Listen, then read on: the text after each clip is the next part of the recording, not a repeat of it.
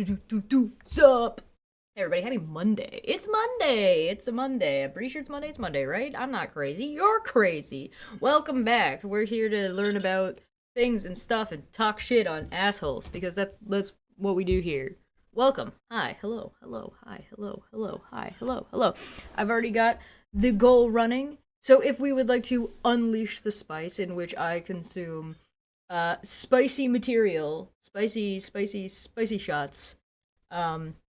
We go by the total number that the super chats equal out to. If the goal goes above $20, then we do a shot as opposed to just a dip. And that's the way this goes. We have 2 hours to get there. I ain't stressed about it. It's gonna be a good time. Today, I'm gonna tell you guys who Mark Carney is. By telling you who Mark Carney is, I mean I'm going to show you what's on his Wikipedia page. And I'm going to like show you some of his speeches and sort of like the kind of person we're talking about, because we're talking about and have been covering MAGA people and idiot Americans and idiot Canadians who think they have feelings, and they think that those feelings mean factual things, and they don't. It's a lot of correlation causation problem going on here. There's a lot of lack of information out there, so I feel like it's about time I give you guys a little bit more context about like who the hell it is we're actually talking about. So without further ado, this is Mark Carney's Wikipedia page. Right? That's what he looks like. That's who he is. Is this a Carney simp stream? Probably not, but it might. It might turn into that. We'll see. Listen. We'll see. So, 1965, Canadian politician, now, and economist, serving as the 24th Prime Minister of Canada and leader of the Liberal Party since 2025. So, recently. Previously served as the 8th Governor of the Bank of Canada from 2008 to 2013, and is the 120th Governor of the Bank of England from 2013 to 2020. Alright? Facts hurt my feelings, and that is a fact. Oh, that's rough. That's rough. Born in Fort Smith in the Northwest Territories, was raised in Edmonton, Alberta. So for any of the fucking MAGA Alberta people who are like, oh, we don't like politicians because they're all in Ontario and they don't know anything about Alberta, this dude is literally from Edmonton. So I guess that gets tossed out the window. Don't worry, we have some other stuff to get into. I'm going to show you a little bit of a comparison between, we're going to look at Polyev a little bit, and we're going to talk about Danielle Smith, because there's been some news that happened over the weekend. He graduated with a bachelor's degree in economics from Harvard in 1988. He studied at the University of Oxford, where he earned a master's degree in 1993 and a doctorate in 1995. His degree, so he got his economics degree. His other 2 degrees, his master and his PhD, are in philosophy. So for anybody who's curious, he's got a degree in philosophy.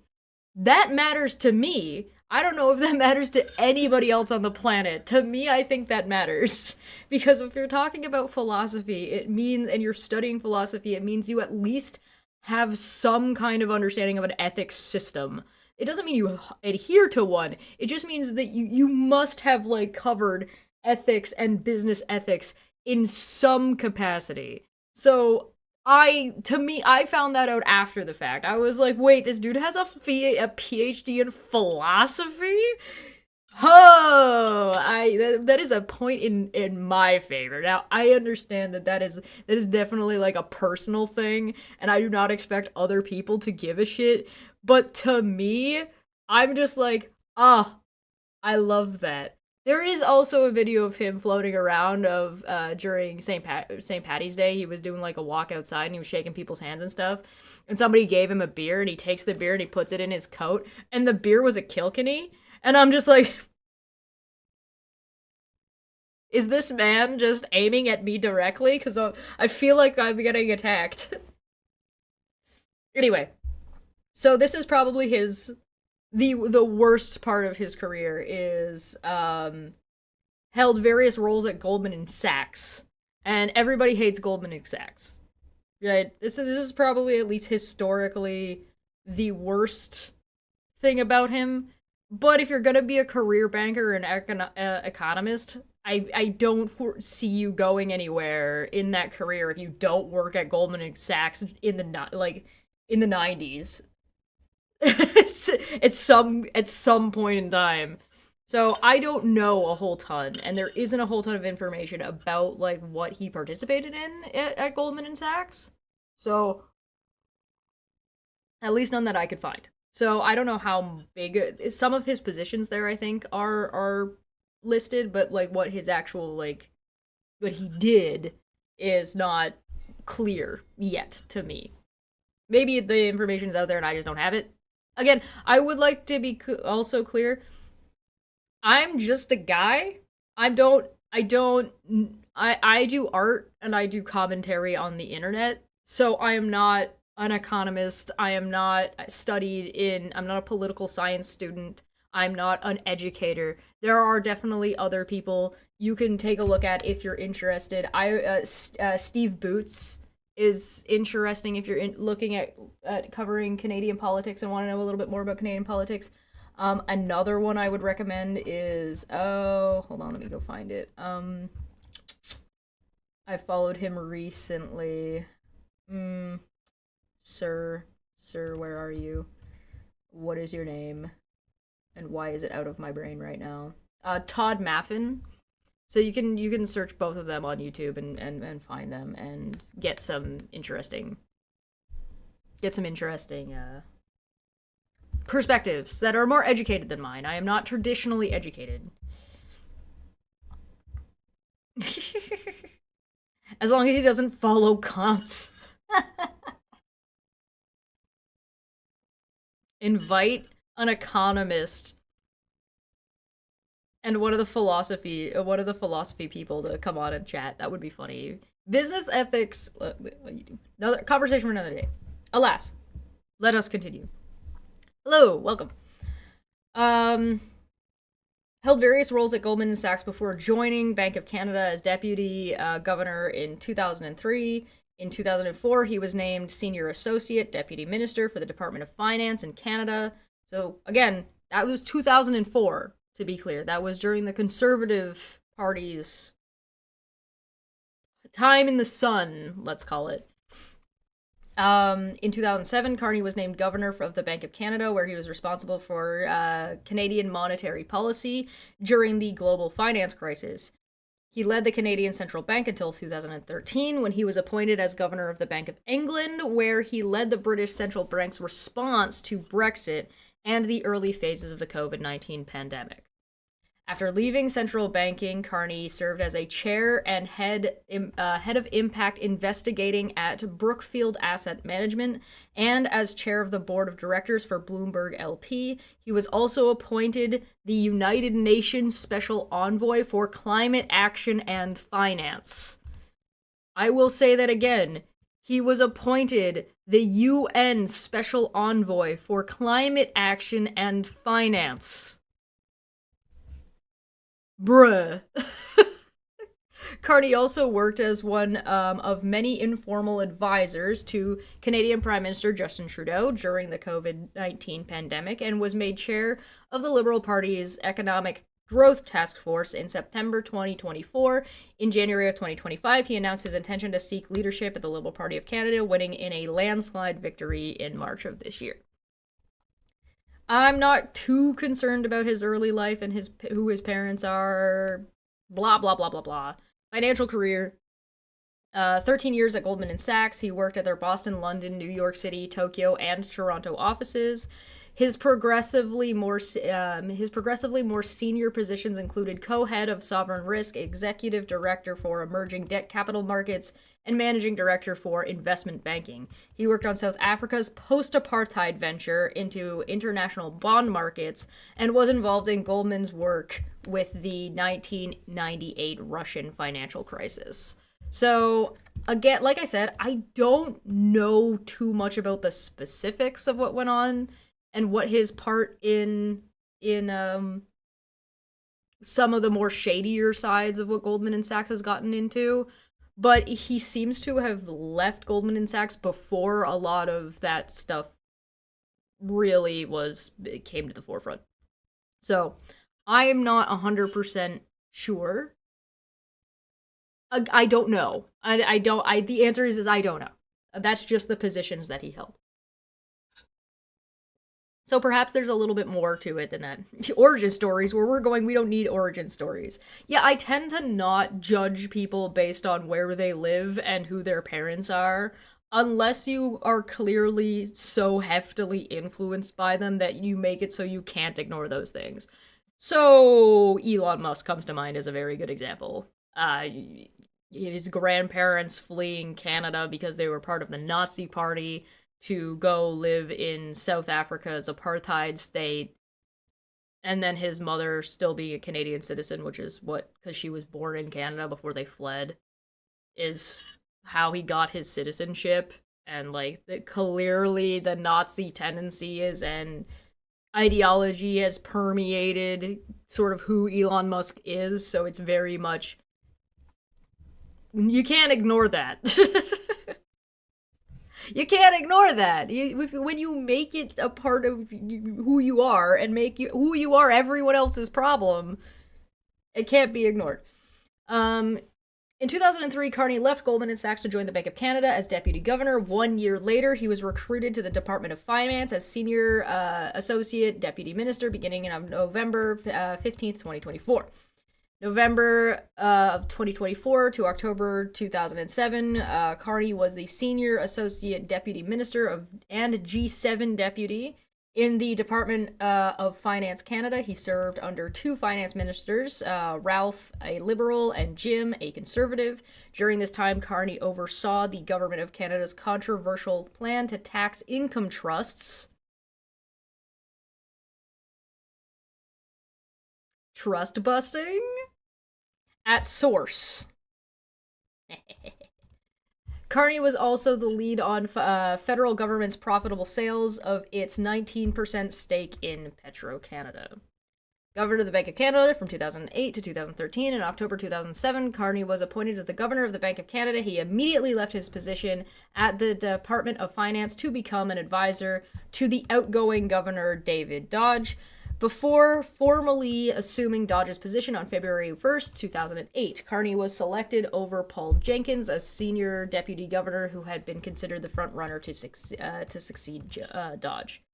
Carney took over the role, and at the beginning of the 2008 financial crisis, at the time of his appointment, Carney was the youngest central bank governor among the G8 and G20 nations. Financial crisis. Carney's actions as the governor of the Bank of Canada are said to have played a major role in helping Canada avoid the worst impacts of the financial crisis. So, one thing that you should note up to this point, if you haven't noticed, is this motherfucker gets called in anytime shit is hitting the fan. So, when shit goes wrong, he's the person that they're calling in to fix the problem or navigate the issue. So, if he's not eating billionaires by the plateful, he isn't doing enough to help the people. I hate to be the bearer of news here. Tax to income trusts at source is eating billionaires. That is what that is. But we'll get to more billionaire eating momentarily. Oh, same with this bit up here that we talked about as well. His work at the UN. UN Special Envoy for Climate Action and Finance. But alas, we shall continue. Here. The epoch-making feature of Carney's tenure as governor remains the decision to cut the overnight rate by 50 basis points in March of 2008, 1 month after his appointment. So basically, for anybody who doesn't really grasp what that means, this motherfucker got a job. 1 month in, he said, we're slashing the shit out of this thing that banks are doing to make shitloads of money for people. That thing that they do when they're like, hey, we're gonna cut this, we're gonna disintegrate mortgages into a fine pink mist and toss them in the air like glitter and then say that made a bunch of money and screw everybody else over. He cut that by a shitload. While the European Central Bank delivered a rate increase in July of 2008, Carney anticipated the leveraged loan crisis would trigger global contagion. So he saw what the banks were doing, foresaw that this would be a problem, and 1 month into his appointment just was like, nah, we're not doing that here. When policy rates in Canada hit the effective lower bound, the central bank combated the crisis with the non-standard monetary tool, a conditional commitment, in April of 2009 to hold the policy rate for at least 1 year. So basically, he froze inflation, ostensibly. The interest rate could not be changed, and he put it on hold. In a boost to domestic credit conditions and market confidence. Output and employment began to recover in mid-2009, in part thanks to monetary stimulus. The Canadian economy outperformed those of its G7 peers during the crisis, and Canada was the first G7 nation to have both its gross domestic profit, or GDP, and employment recover to pre-crisis levels. So, admittedly, this does not help everything, but what it means is... what it meant for Canada was that our recovery period was faster, easier, and and the recession and the crash was less devastating in Canada, in large part because of Carney's decision-making as the governor of the bank. It also positioned Canada to buy up banks in America. You remember we talked not too long ago about how Trump was saying some dumb wrong thing about banks operating in Canada versus American banks operating in Canada and Canadian banks operating in America, and that there are more Canadian banks operating in America than American banks operating in Canada. This is part of the reason. Our banks had rules and regulations that prevented them from using the average person's mortgage as gambling collateral. Basically. Maybe I'm being a little bit flippant. Again, I am not an economist. This is simply my understanding of the situation. So take that with a giant grain of salt, but, you know. I would also like to be clear that this is not, this doesn't alone fix or deal with wage disparagement, and doesn't alone fix or deal with the issues of the housing crisis. This alone doesn't help or deal with issues of inflation rates and stagnating wages. However, that is not something that it could do. This is what the banks were capable of doing. Not, the banks can't control inflation directly like that. That's something that the government has to deal with. So,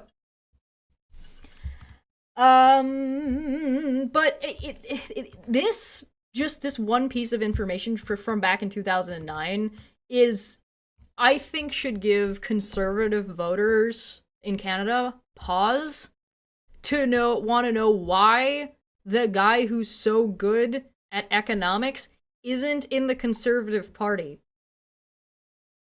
Why is the guy who helped Canada surf through this whole spiel not in the Conservative Party? Tapped him. That's part of it. Harper called him in, praised him, and then wrote a letter recently shit-talking him. Rumor has it that Harper actually asked him to join the Conservative Party, and he said no. So realistically, I do think that people who are voting Conservative in Canada should really consider why the party that's supposed to be so good at finance and so good at being fiscally responsible is constantly putting our fucking country at risk, constantly putting us into financial crises, and then having to tap this guy who wasn't a liberal at the time, like not part of the Liberal Party at the time, They had to tap this guy to fucking save the day, who now is the leader of the Liberal Party. That maybe the conservatives aren't as good at finance and being fiscally conservative as people think that they are. Maybe something to be considered.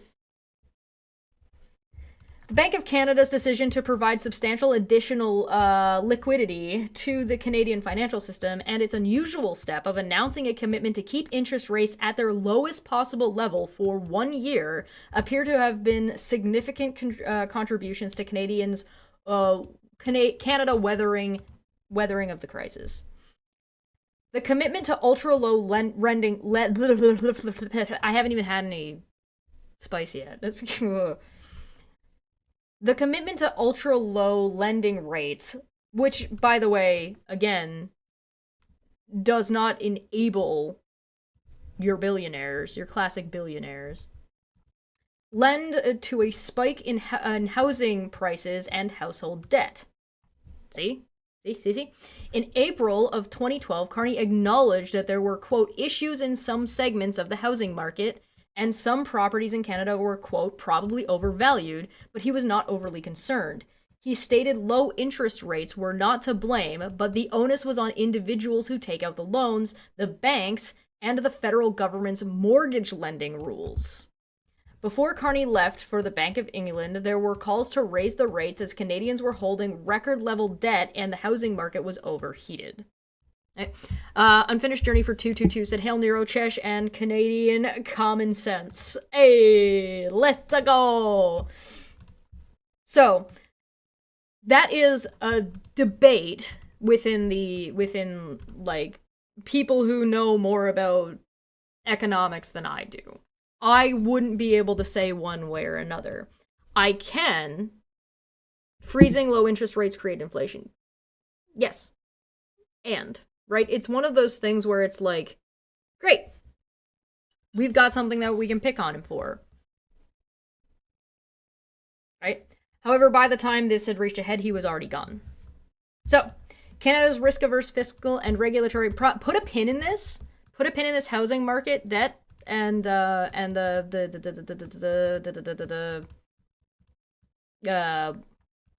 was it? Housing prices. Put a pin in housing prices. We're going to come back to this. Canada's risk-averse fiscal and regulatory environment is also cited as a factor. In 2009, a Newsweek columnist wrote, quote, Canada has done more than survive this financial crisis. The country is positively thriving in it.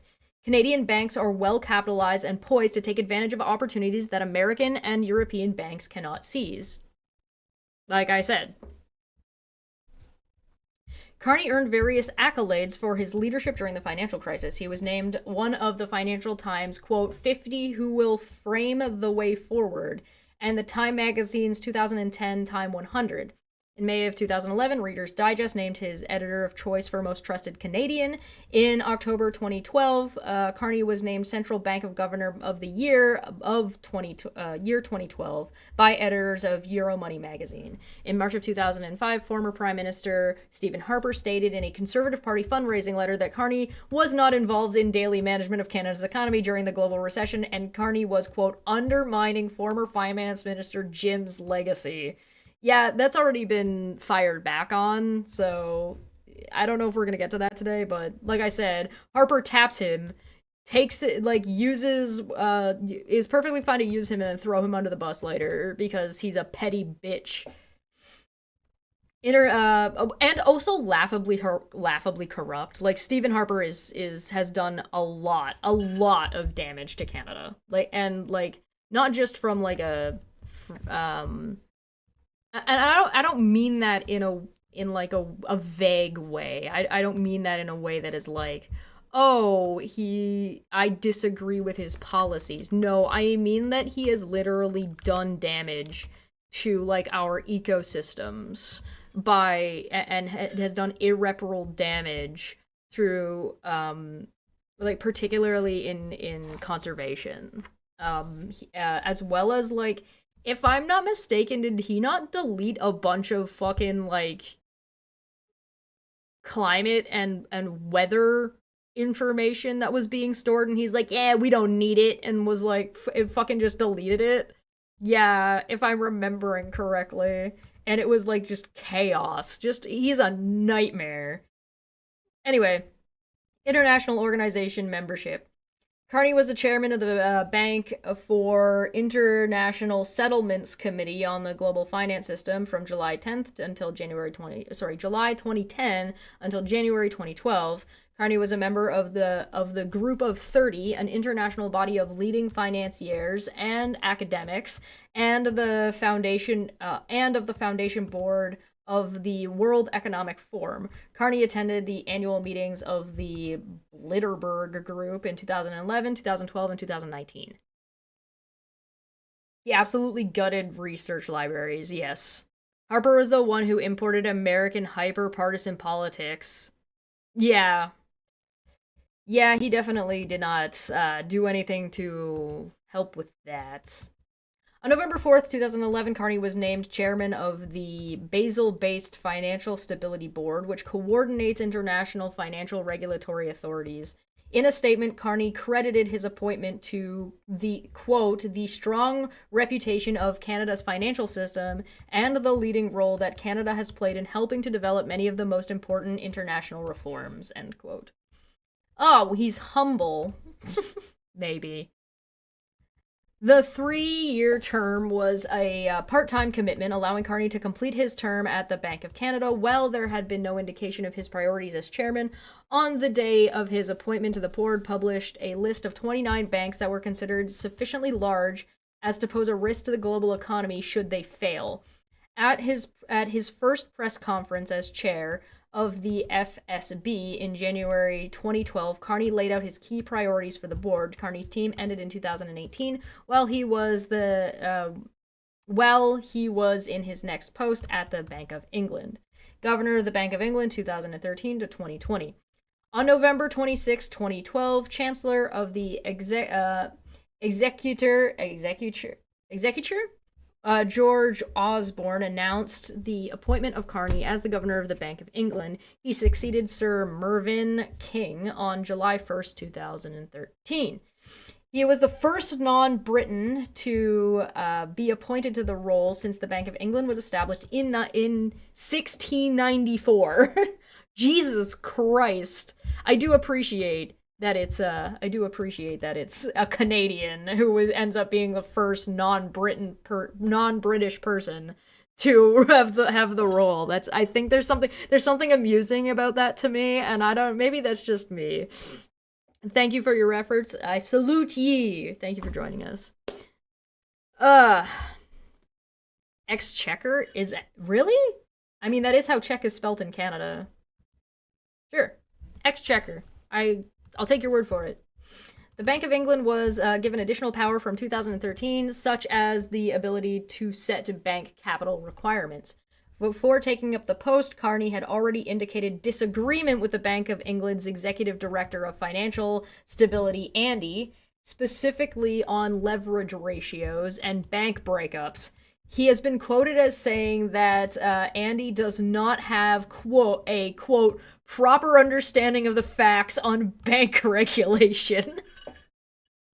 Okay, so this is one of the things that you'll notice about Canadian politicians and, like, Canadians on, like, in positions on the world stage. As much as we're all very ready to be like, fuck you talking about, bud, at the bar, as soon as you get us in, like, this sort of situation, what you will find is he basically called this dude an idiot who doesn't know what he's talking about, but he said he does not have a proper understanding of the facts. And to be clear, this was the Bank of England's Executive Director of Financial Stability. And he's just like, no. No. He was thought to have been offered a total pay package of about $844,000 per year and approximately $135,000 USD more per year than his predecessor, but no real. There's some citations, but it's speculation. I don't particularly care if this guy has money for doing work that is clearly, like, This seems like he's probably earned it. You know what I mean? Shortly before Carney took up the post, the Bank of England took up the financial regulation duties after Financial Service Authority. Carney's changes to the bank's operating procedures helped modernize the institution by making much more media appearances than his predecessors, including controversial announcements during two referendums. Carney implemented a policy called, quote, forward guidance, in which the bank would not raise interest rates if unemployment was above 7% and try to encourage business lending. This policy, which contained many conditions or caveats, would later be considered confusing and complicated. Such as banking, I don't know. I hope Carney treats Mexico much better than Trudeau and Ford. I think he will. That's just my opinion. From my understanding, Canada and Mexico have been very much shaking hands recently and having a very positive work around a relationship, and hopefully in doing so will enable Mexico and Canada to work well together. Um, in May of 2014, Carney warned the UK's heated housing market was the biggest risk to financial stability, and he was considering providing advice on the Help to Buy mortgage scheme, which some believed was contributing to housing inflation. He stated UK housing prices and the lack of affordability of housing in the United Kingdom was due to limited supply, and noticed twice as many homes were built in Canada than in the UK, although Canada had half the population. So, citation here is, in 2013, 140,000 homes were built in the UK and 185,000 were built in Canada.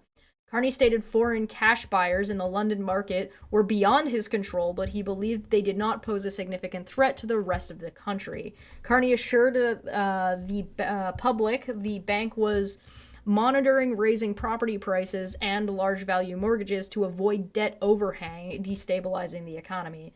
In 2014, Carney warned that if the Scottish independence referendum was successful, the new country would likely not be able to continue using the pound sterling without ceding some power to the UK.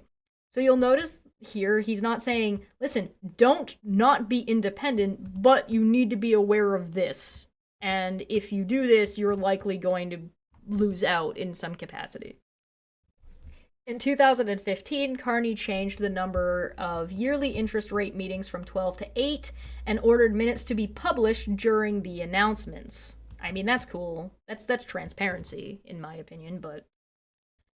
Before the 2016 Brexit referendum, Carney warned that leaving the European Union could cause a recession. Again, he's like, I'm not telling you not to do it, but there's going to be fucking consequences. Mexico's new president seems pretty cool. She's a strong woman. I want to be like her when I grow up.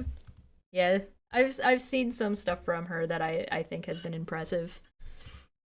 After the resignation of Prime Minister David Cameron, he made another public announcement shortly after the result, supporting a departure. He announced that the financial system would operate normally to assuage public concerns. Afterwards, the bank cut interest rates in half from 0.5 to 0.25 and restated quantitative easing. At the start of COVID-19 pandemic in the United Kingdom, as Carney was set to leave the governorship in March of 2020, the bank cut interest rates by 0.5 to protect against the pandemic's expected economic shocks. So go figure, he foresees shit and responds to it. Post-governorships in 2020 and 2024. And again, we are seeing issues of his policies being a contributing factor to housing market issues. Please hold. Again, put a pin in that, because we're going to get to that. Post-governorship 2020 to 2024. In 2020, Carney served as one of the many informal advisors to Canadian Prime Minister Justin Trudeau, advising him on the government's 2019 economic response. Carney reportedly, which I like that Trudeau was willing and able to tap Carney, who was previously assisting the Conservative Party. So to me, it looks like you have both. It looks like to me that you've got a liberal leader willing to tap a conservative resource or a prior conservative resource because of their capabilities and what they bring to the table, as opposed to whatever political party they may or may not have associated with, which in my opinion, I think is a good call.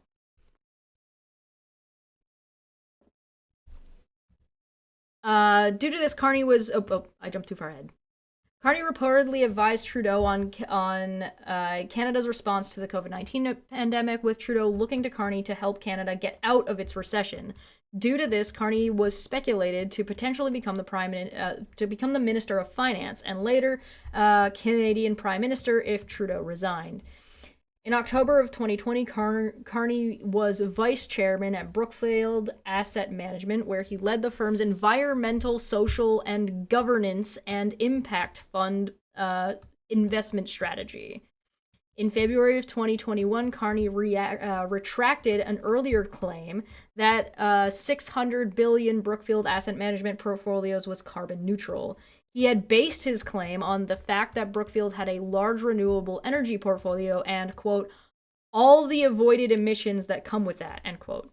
The claim was criticized as accounting tricks because avoided emissions do not counteract the emissions from investment in coal and other fossil fuels responsible for Brookfield's carbon footprint of about 5,200 metric tons of carbon dioxide. So he made a statement based on this. It was criticized, and he retracted the statement.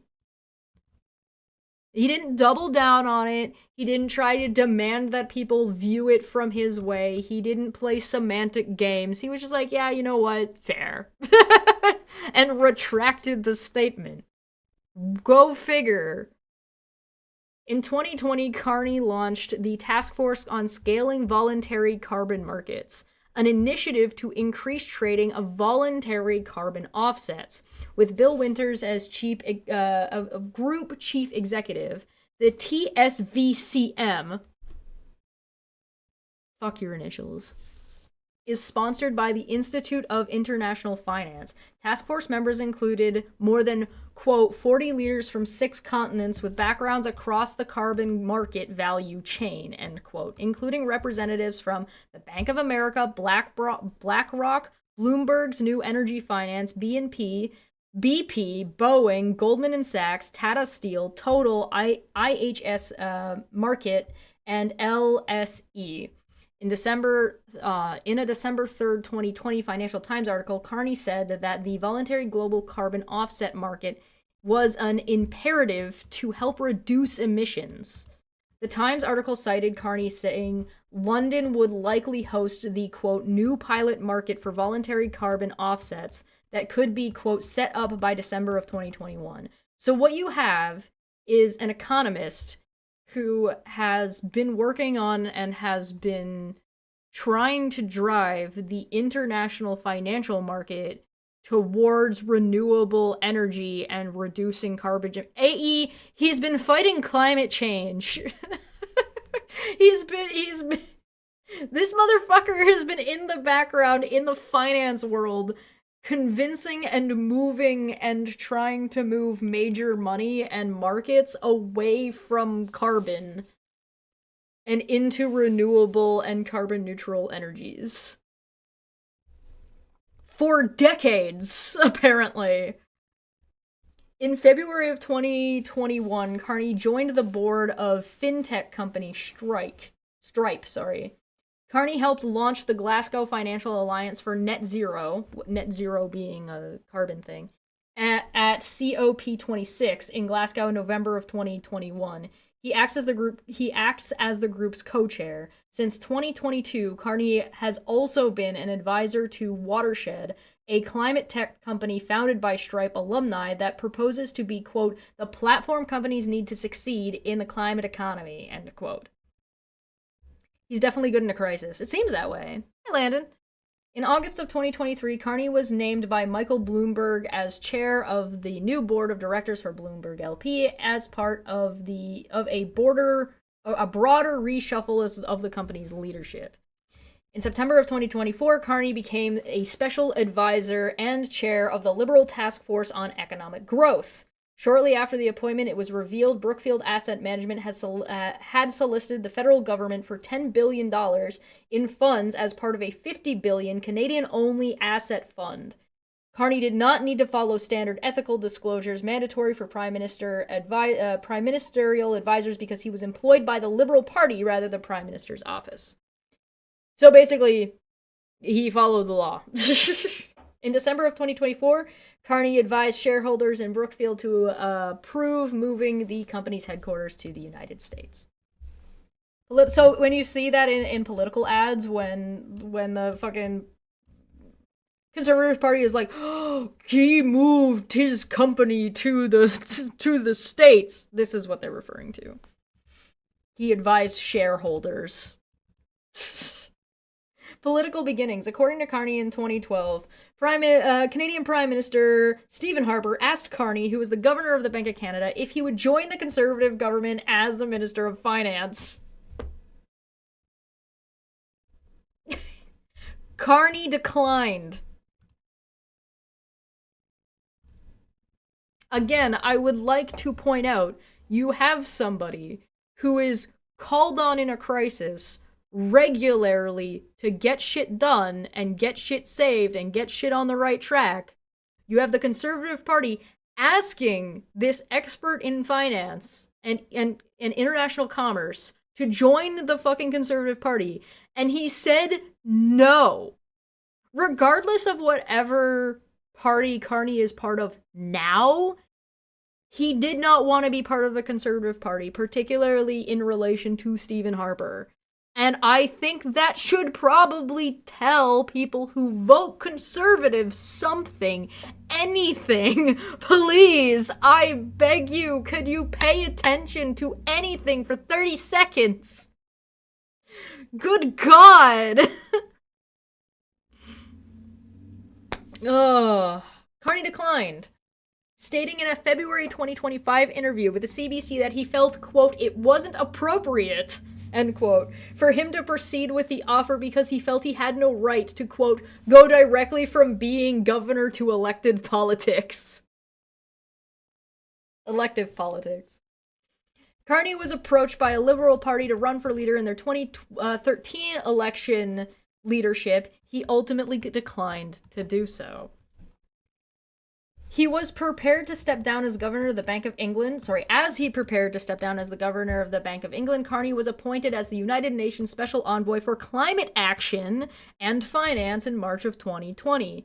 In January 2020, the reason I'm highlighting this as much as I am in my inflection is to actually pay attention, because there's talk of you'll notice that as we look at what Carney's focus is right now and what he seems that he wants to do with Canada, you'll hear him use terms like he wants Canada to be an energy superpower.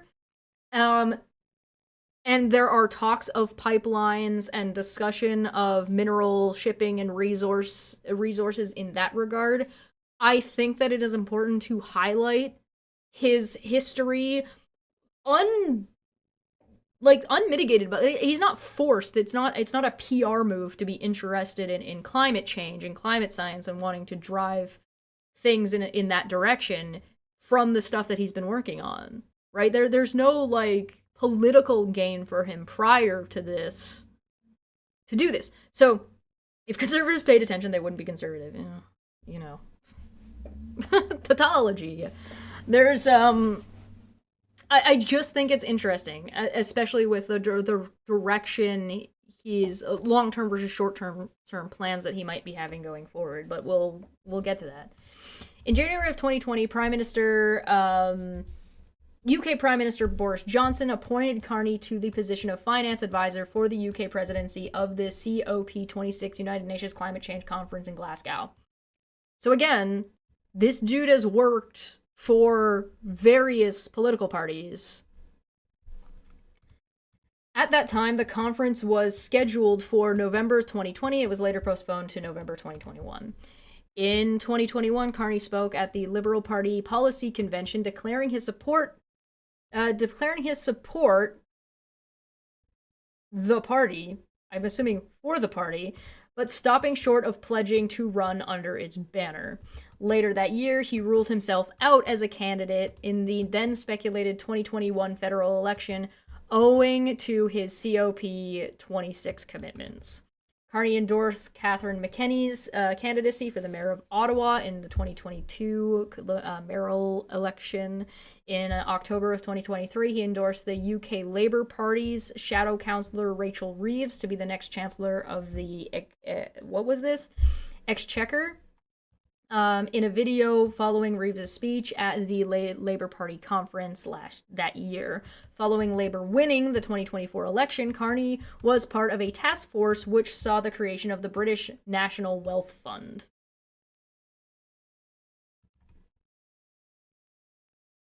So Carney seemed to be, and maybe I'm misunderstanding British politics here, but it seems to me that Carney was in the fuck the Tories side of the UK politics, if I'm understanding this correctly.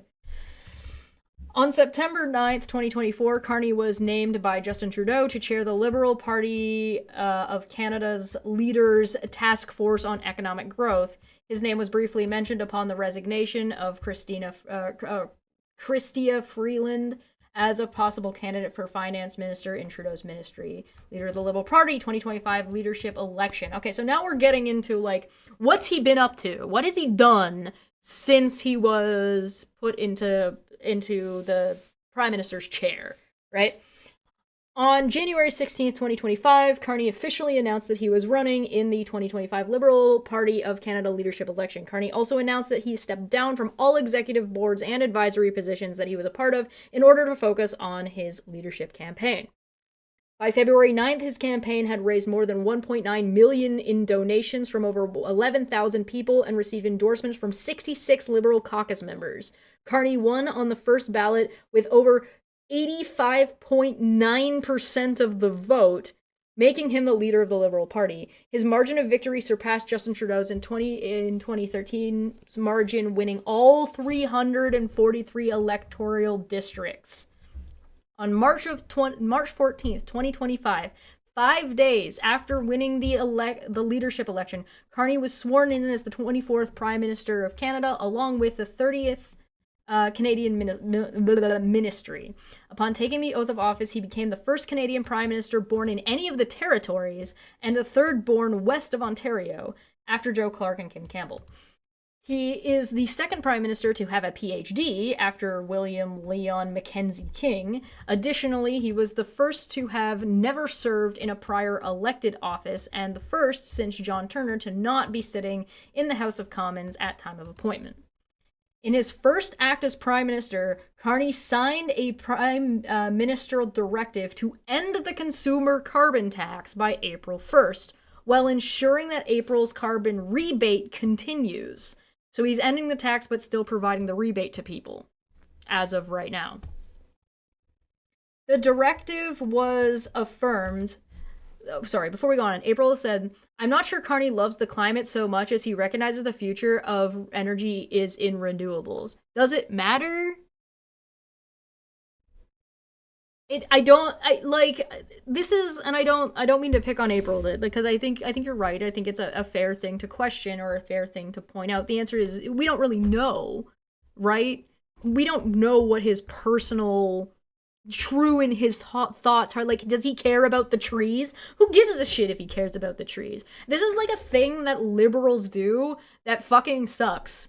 He's doing the right thing, but I'm not convinced he's doing it for the right reason. And I'm not saying April is doing that. It just brings up a point that is, like, fucking stupid, and liberals need to fucking stop. Like, left-wing people need to fucking stop doing that. It's okay to fucking care about people's beliefs, But if they're doing the thing that needs to be done, that if the bus is driving the direction that you want the bus to be going in, it doesn't matter if the bus driver likes driving the bus because he loves people or he wants a paycheck. This is purity politics. We're not talking about whether or not you need to personally think this person is a good person. You need to know about whether or not this guy is going to be going in the direction you want him to go in. And then when he stops going in the direction that you want him to go in because he has a different belief than you do, then you vote him out. This idea that people have to be fucking... It doesn't matter whether or not he believes in the climate because he believes in the climate. Is it good for a leader of a country to get his population killed because of his personal beliefs? No, of course it's not. Is it good for... This is why the Green Party never gets in. Because nobody fucking believes that they actually have a plan forward because they're not willing to be flexible in any capacity. This is why people are like, oh, we hate Trudeau because of the fucking pipeline. And it's like, there are things that you need to do and need to compromise on. If you fucking just go ahead and just play these games about purity that you, despite any information, with zero information about what somebody's personal beliefs are demanding purity politics out of them, when those things are not actually relevant, you're never going to get anywhere.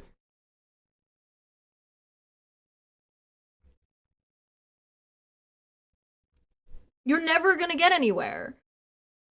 You're never going to convince anybody to work with you. And in fact, you're never going to find anybody that can work with you because literally nobody will ever match up to your standards, especially when you're basing your standards off of nothing. I literally just read a shit ton of stuff talking about how climate positive how much he's been doing in the background. And the response I'm getting is, well, I don't think he necessarily believes in the climate enough. The fuck does that even mean? Like, what are you talking about? Where are we? What are we doing? This is politics. Do you want him to go to Burning Man? Like, I don't know what you mean.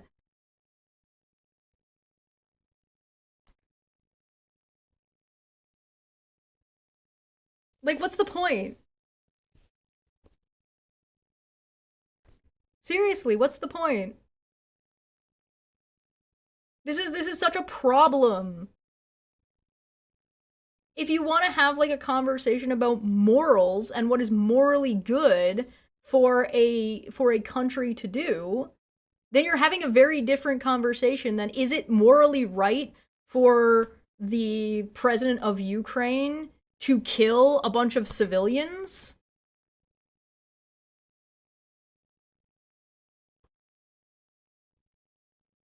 No, I'm not criticizing April for being critical. She's allowed to be critical. She's more than welcome to be critical. What I'm saying is, what's the one, based off of fucking nothing.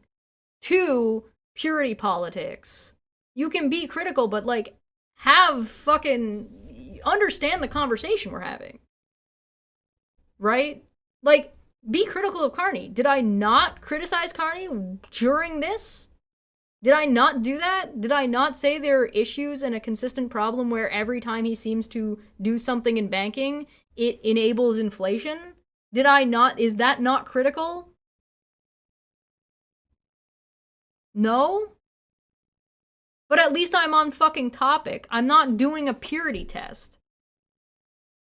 I'm not judging or trying to say that again, this is an overall issue that liberals have, that the left has. This is one of the reasons why the rhetoric of the right works. Because whether you like it or not, the rhetoric of the right works. Because how dare I be critical of the liberal mindset, of the left-wing mindset, right? So is this really what we're gonna do? Is this really how this is going to function? Because this is not how you have these kinds of conversations. You're never going to get anywhere. Why is April allowed to be critical, but I'm about Carney based off of information you don't have, versus me being critical of the left and left-wing politics playing these purity-type games? Why is that fine? Where are you drawing your line here? I'm simply pointing out something that the left does that is overall problematic for making any kind of progress in politics. I'm not saying April is wrong for being critical or having potential issues. I agree. There are potential fucking issues with fucking Carney's stuff. I have issues. I have pointed some of them out. What I'm saying is, if you're going to play arbitrary games about whether or not someone believes in something enough for you personally, you're not talking about politics anymore. You're talking about people's personal philosophies, which are not politics. And you're just going to end up hurting your fucking shit over and over and over again. You're never going to get anywhere. Play arbitrary games, win arbitrary prizes. Then just say we'll get to it. Get to what later?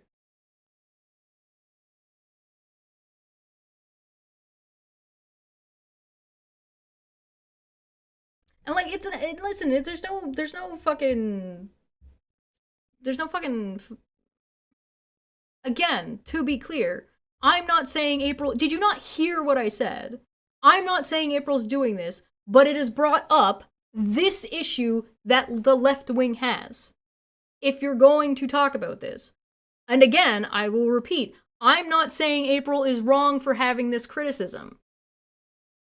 I'm criticizing left-wing politics and the way the left wing deals with these things. It does not deal with them well. And if you want to say, well, too bad, the left should do that anyway, because of moral grandstanding, then you're sacrificing the very real-life effects that politics has and decision-making has for your moral grandstanding. Is that the moral good thing to do? Like, let's be clear here. Is that what we're gonna do? Are we going to do this thing where we say, hey, listen, this person needs to meet a specific moral standard. Otherwise, fuck them.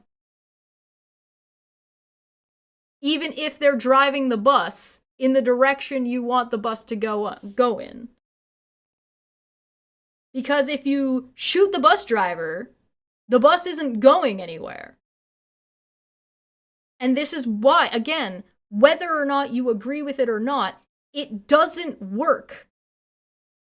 So, do you want to die on the moral high horse, or do you want to get shit done? Because we're talking about idealism versus practicality. Yes, ideally, it would be great. Yes, but I do not agree with this idea that being pragmatic makes you not a good person. So let's take Mark Carney, for example, right? Let's say that Mark Carney, his reasoning for driving finance in a direction of green energy, and it is because he sees a future in green energy and he sees profit there, why he can't see that and also think the environment is cool. Or does he need to think the environment is cool and then drive the economy into the ground? Or are you dealing with this scenario? Again, I'm using you general, not you specifically. Or do you go around this, do you have this other idea where you say, well, listen, they need to do X, Y, and Z to convince people that their value in the economy being driven into green energy is both financially responsible, like financially profitable, and also, even if it wasn't, we should do it anyway. which is your issue, your main issue in the Green Party, right? Your main issue in the Green Party is that we should do conservatism, or sorry, not conservative. We should do conservation regardless of the consequences, regardless of the financial consequences. And that it's viewed as a moral high horse, where the result, nobody believes the result that the Green Party could put forward is anything but economically disastrous. And so what happens when it's economically disastrous?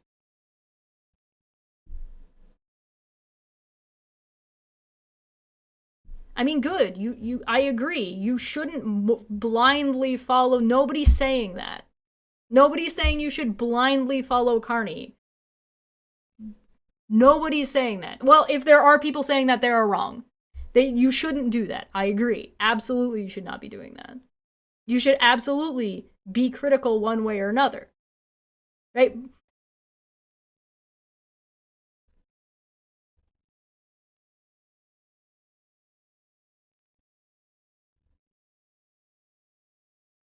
Moving forward with politics that conserves the climate means taking action to curb climate change. Yes.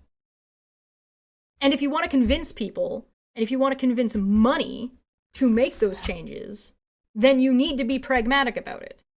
Because if you're not pragmatic about it, all it is bloviating fucking...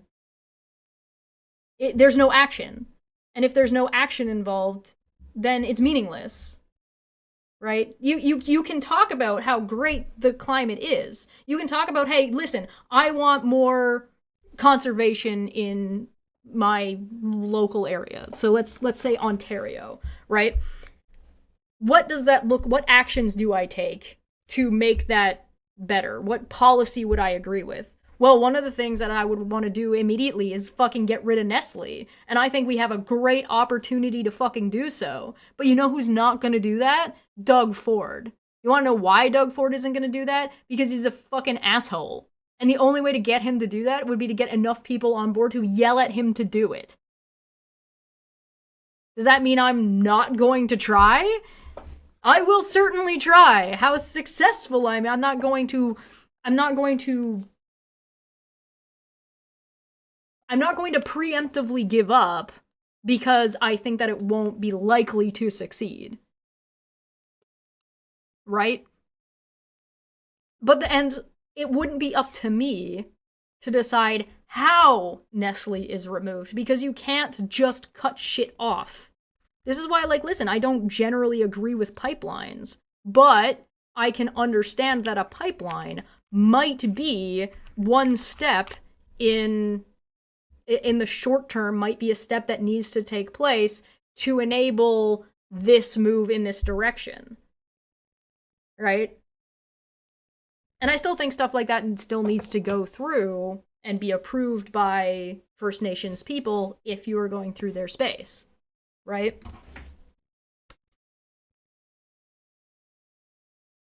The interests that don't care about climate have shit tons of money and power. They need to be strong-armed if we want to avoid a complete catastrophe. Well, one of the way you strong-arm them is by making it profitable. Right? If these people care about fucking making money, and their goal is money and power, then having them invest in what you can convince them is more money and more power in this direction. You saw the list of the people he had as part of that fucking thing, and had fucking BlackRock. Those are powerful people.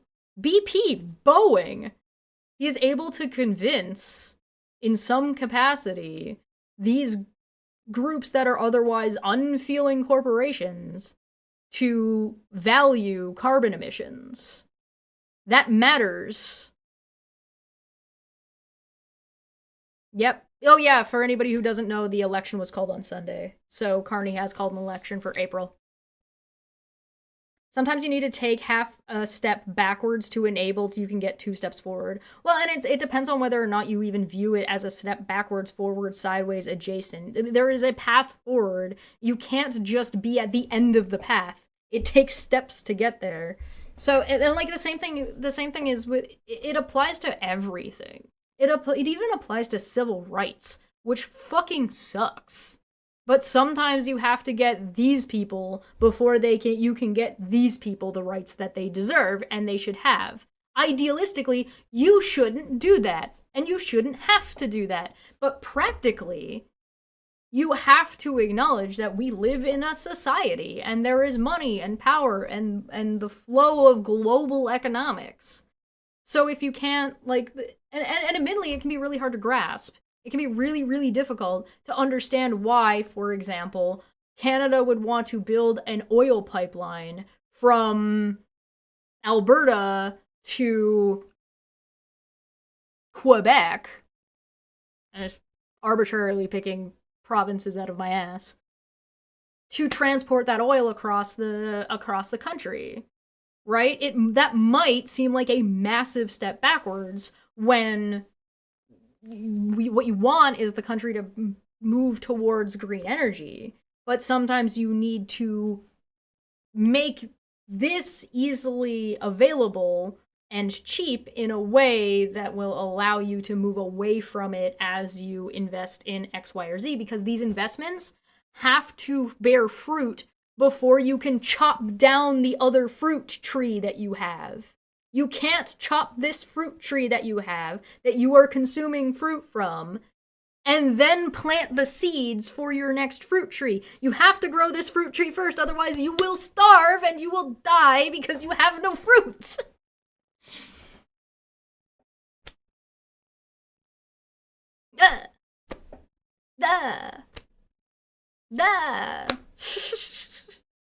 But alas, let us continue. Where were we? Here we go. In his first act as prime minister, right, carbon tax. Directive was affirmed in order of council signed by governor, blah, blah, blah. So they got rid of the carbon tax. So as much as, like, the Conservative Party was like, free the carbon tax.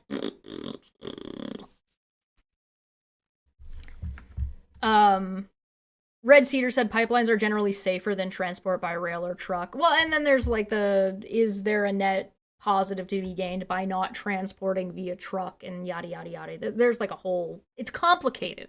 It's fucking complicated.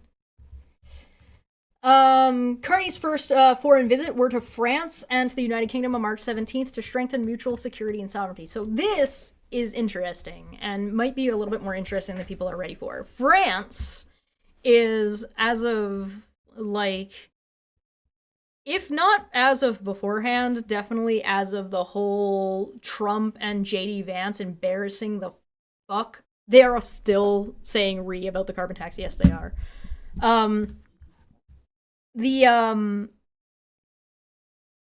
Because I could be critical about this carbon tax thing, because the carbon tax has been working. And if you wanted to be technical about it, he reduced the consumer part of the carbon tax, not the full carbon tax. The tax that is on industry for carbon is still there. He only removed it for consumers.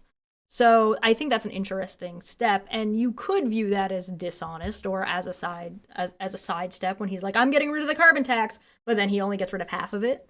But I don't think the Canadian people should give a shit. I think they should be totally fine with corporations maintaining the tax. But that's just my opinion. Pibblebunk for 5 said corporations are all about money up until the point you threaten their control. Maintaining power will take priority over profit in a pinch. Oh, absolutely. I would actually argue that monopolies are so statistically, and I mean, probably shouldn't say by numbers, by like a like economic dollar amount factor, monopolies make less money than they would if there's more industry. But an industry or a company will sacrifice that profit to have full control or majority control or as much control as power over an industry than that additional profit that they could make, because the risk of no longer having that is worth less than the actual amount of money or is worth more than the actual amount of money they would make. So historically, monopolies actually bring in less capital for a corporation than having a more opened market. But if you're talking about issues of power, and you're talking about future investment, you have to be convincing. You have to convince people. Very unusual also, since France and the UK aren't usually the first place the PM goes. The visits themselves spoke volumes. Yes, so and Snoopy is right. So back to France. Since the American president and his who was that, fucking JD Vance, his vice president, embarrassed all of America by being absolutely petulant, childish bullies towards Zelensky. Um, they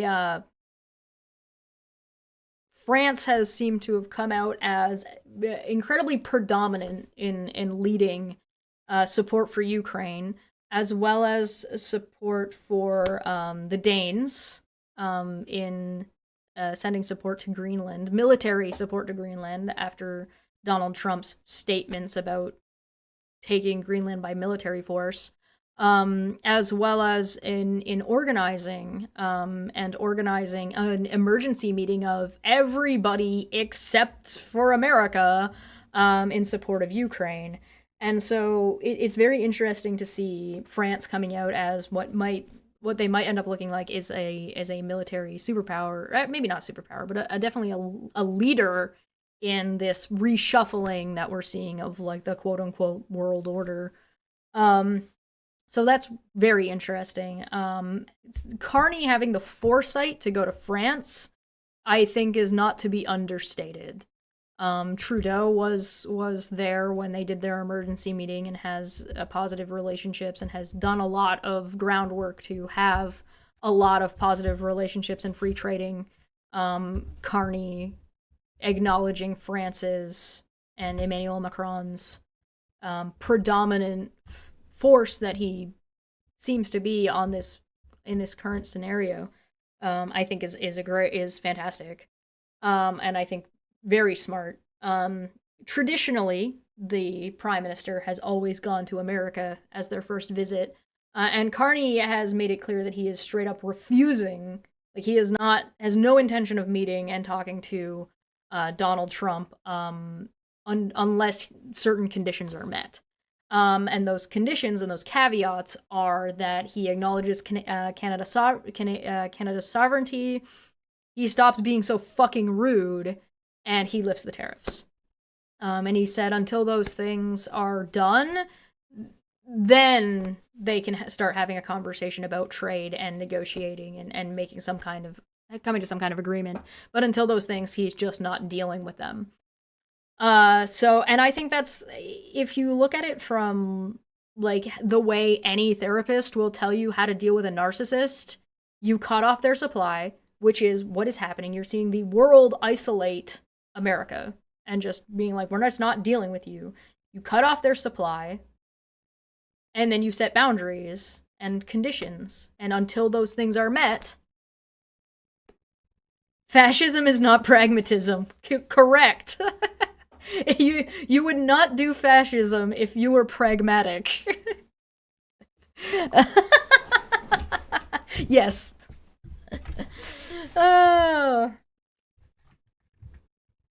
The secondhand embarrassment from that meeting actually made me physically nauseous. Yeah, I cringed out of my skin. I had to pause it and walk away because it was like, that's how bad it was. I was like, makes me feel so bad. This makes me feel so bad. Ugh. I couldn't. I watched it a few times, and it took me a few times to watch. Like, after I saw it a few times, to disassociate enough to be able to analyze it. uh. Anyway, I think this is very interesting. I think this is a big deal, and I think this is very much, in my opinion, a point in Carney's favor. At least the man has foresight. Carney is widely expected to call a federal election, parliamentary election, for late April or early May of 2025. That has been called as of now.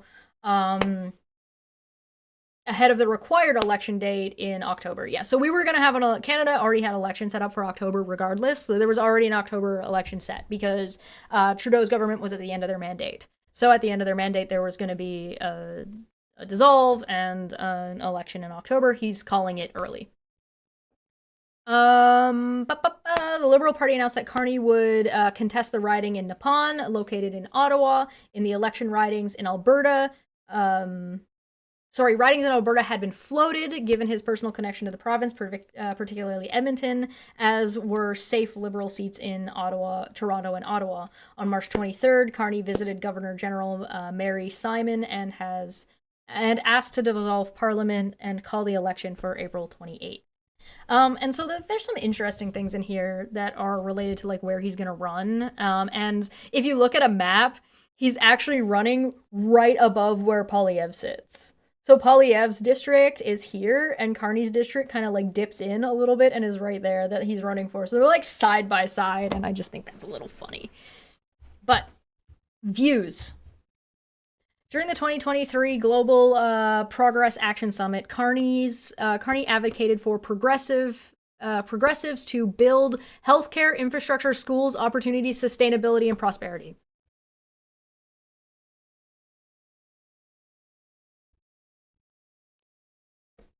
He had to call it early. Yeah, I think calling it early is probably a good call. He's got a lot of momentum. I think it's a good thing to keep that momentum going regardless. But yeah, you don't have to have a seat in Parliament to be the Prime Minister, but it is very nice to have and a little bit difficult if you don't. But if you want to know what Carney's positions are, advocated for progressives to build healthcare, infrastructure, schools, opportunities, stability, and prosperity. Carney was noted for using masters of our own house in French, a phrase associated with the Quiet Revolution. Pipplemonk for 5 says, the Zelensky incident, that's a good way to put it, yeah, was so much like my terrible parents losing their shit over nothing, it made you want to throw up. Yeah, you know what, you're right, it's very much like being a child, being sat down for a family meeting, only to have your parents screaming at you. Like, yes. Listen, just because you, fucking, now I'm getting Nom flashbacks. This is, yeah, no. I see I'm there. Economics, wealth inequality. In 2011, Carney referred to the Occupy Wall Street protests as entirely constructive, citing frustrations being felt particularly in the United States over inequality and increasing CEO worker pay gaps. Oh, he's critical of pay gaps. In December of 2016, Carney warned of the societal risks of, quote, staggering wealth inequalities. In 2016. In a Roscoe lecture at Liverpool John Moores University, quote, the proportion of wealth held by the richest 1% of Americans increasing from 25% in 1990 to 40% in 2012, ellipses. Globally, the share of wealth held by the richest 1% in the world rose from 1/3 in 2000 to 1/2 in 2010. Monetary policy. On August 23rd, 2019, Carney delivered a speech at the Federal Reserve Bank of Kansas City in 2019's annual Jack Hole Economics Symposium entitled, quote, The Growing Challenges for Monetary Policy in the Current International Monetary and Financial System. That's not a mouthful. Carney said that the, quote, widespread use of the U.S. dollar, the dominant currency pricing, quote, in trading, invoicing, and in place of the currency of either the producer or the importer, had a destabilizing effect on the global economy. About 50% of international trade relies on the U.S. dollar as the currency of choice. This represents 5 times greater than the U.S. share in the world goods imports and 3 times its share in world exports, end quote. Dominant currency pricing is not problematic when there is, quote, synchronized growth globally, Carney said. When, quote, the tide is rising in America while receding elsewhere, the system needs to be revamped. Carney cited an article by Marcus Bernemeyer, Harold James, and Jean-Pierre Ledoux on the potential role of digital currency era DCA in redefining the international monetary system. He sounds a little too woke to run America. Yeah, Carney would never be elected in America. But he couldn't run in America anyway. He has a Canadian citizenship, he has an Irish citizenship, and he's got a UK citizenship. I don't think he has a US citizenship. I might be wrong. But hey, imagine wanting to move the global economy away from the US dollar because it is unfairly ballooning or unfairly inflating US market value while the US market value is allowed to rise and it's receding everywhere else. It's stopping the flow of money. And if you know anything about economics, or you know anything about money, it's that money needs to be moving. If money is not moving, it means your economy is stagnating. And there is a really big issue with America hoarding and the top 1% hoarding wealth, meaning that wealth isn't moving, means it's killing the economy. Think of it like a bloodstream. If your blood stops moving somewhere, that's a problem. Speaking just hours after U.S. President Donald Trump posted a tweet blaming Federal Reserve Chairman Jerome Powell's policies for creating fears of an economic recession and threatening China with more retaliatory tariffs, Carney urged central banks to collaborate in replacing the U.S. dollar as reserve currency. Which, by the way, that's happening. What he said here, to move away from that, that has been happening. The world has been moving away from U.S. currency. He cautioned against choosing another new homogenous hegemonic reserve currency like the renminbi and suggested instead a new synthetic hegemonic currency such as Libra, which could potentially be provided, quote, through a network of central bank digital currencies that would decrease the US dollar's domineering influence on world trade. Moral to market sentiments. On December 2nd, 2020, Carney delivered the first of 4 Wreath lectures, the BBC's flagship annual series in, quote, How We Get What We Value, from moral to market sentiments. He said society has come to esteem financial value over human value and moved from market economics to market societies. The series covers a trio of crises: credit, COVID, and climate, which I'm gonna have to go find and watch now. But again, you have Carney here saying that to have a strong dollar, to have a strong economy, it needs to come from people.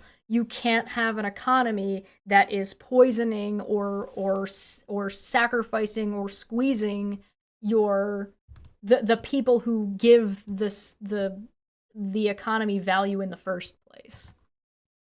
Fiscal policy. Carney also proposed scrapping the capital gains tax increase if elected Liberal leader, which I think he's done. I think he did that. And just a couple of days ago. An appointed prime minister run a fiscal deficit and balance the federal government's operational spending. Foreign policy, Brexit. Carney warned many times that Brexit was expected to negatively influence the UK's economy. Consequently, Brexit activists accused him of making statements favoring the UK's continued membership of the European Union before the British EU membership referendum. He replied that he felt that it was his duty to speak in such an issue. In September of 2018, Philip Hammond, the Chancellor of the Exchequer, confirmed speculation that Carney would remain as governor until January of 2020 in order to ensure a smooth transition after UK was set to leave the EU on March 29th, 2019, a departure deadline that was missed. In November of 2018, Carney warned that large parts of the British economy were not ready for a no-Brexit deal. Speaking on BBC Radio 4's Today program, Carney explained that fewer than half of businesses had initiated contingency plans. In February 2019, speaking about global economy, Carney provided a less negative perspective on Brexit, stating that globalization has resulted in imbalances of democracy and sovereignty, and that Brexit, quote, is the first test of a new global order and could prove the acid test of whether a way can be found to broaden the benefits of openness while enhancing democratic accountability. Wow, it's almost like Carney isn't a globalist. He's not an imperialist, but he's not totally a globalist either. He's definitely living in this middle space where he's like, we want the best of both of these things. We want strong economic growth in Canada, and we want good, healthy trading with our partners. Wacky.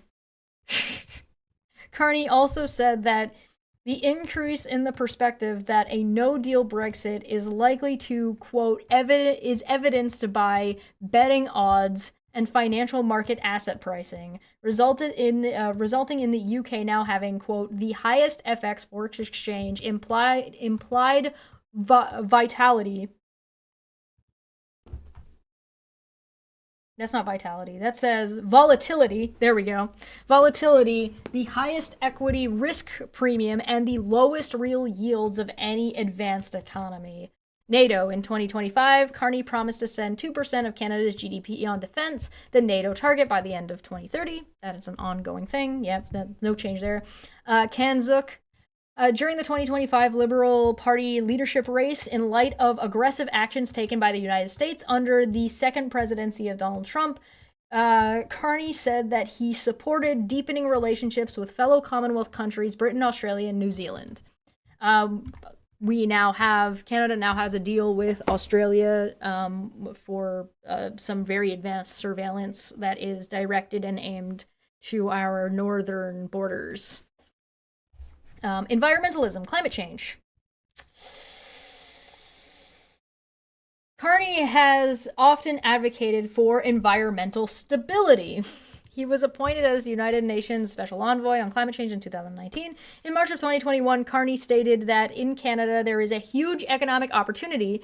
This is probably the thing that I've been enjoying about Carney the most. Again, I have concerns, but the things that I like the most in his position, the position that he's putting forward, is viewing what is happening as an opportunity to make positive and future-focused changes to the direction that our country is moving. In my opinion, again, this is my opinion. You may or may not agree with me, and you know what, you might very well be right. I do not. Canada, to me, has felt very, very stagnant for a long time since the Harper administrations. I think that there's also been a vibe that Canada has had where the future has not. There hasn't been much of a plan. There hasn't been much of a, what does the future of Canada look like? And it's been kind of like, man, I don't fucking know. I can't buy a home. I can't start a family. Like the economy is just not in a place. The wealth gap disparagement is too much. There's like this, there's that, yada, yada, yada. And Canada's felt the least of it because of Trudeau and Carney's work, both in economics and overall governance.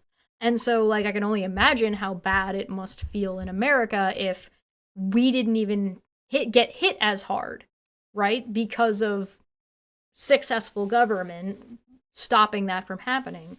But viewing what is this reshuffling as an opportunity to actually having leadership that has an idea of what the future can look like and has a forward momentum to it of, we want to make this and we want to do this better, and those views are progressive in nature, are, to me, something that I actually like. I like to see that.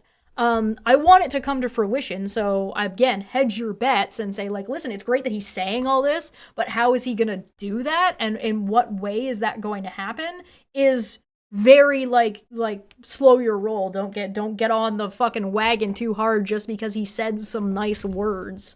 You know what I mean? So definitely slow your roll on that. My interpretation is that I at least like the attitude. It's a nice change from the dismal fucking infighting fucking slander shit throwing that I've been seeing from politics for the last little while, and this aimless, like, we're just trying to survive crisis to crisis to crisis to crisis, for somebody to come out and say, like, listen, these are crises, these things are happening, we have plans on how we're going to deal with that, here's how we're going to try to support throughout this, and it's going to be hard and it's going to suck, and here's what we want to do. We want to take this crisis and we want to take opportunity out of it. I like that. And I can totally understand if people don't agree with that. I can totally understand if you have your own thoughts and opinions on it, which I encourage and I think you should have. I don't think I'm necessarily right. This is just how I feel about it. So if you feel the total opposite, yeah, no, I agree with you. Absolutely. I 100% understand that, because I don't think I don't think this is a right or wrong thing. I think this is very much just an opinion thing and a vibe thing. I just view this as, like, optimistic, and it's just kind of nice to have some optimism for once. Anyway, in March of 2021, Carney stated that in Canada there is a, quote, huge economic opportunity in the transition to a sustainable economy with reduced carbon emissions. He said that it is time to listen to scientists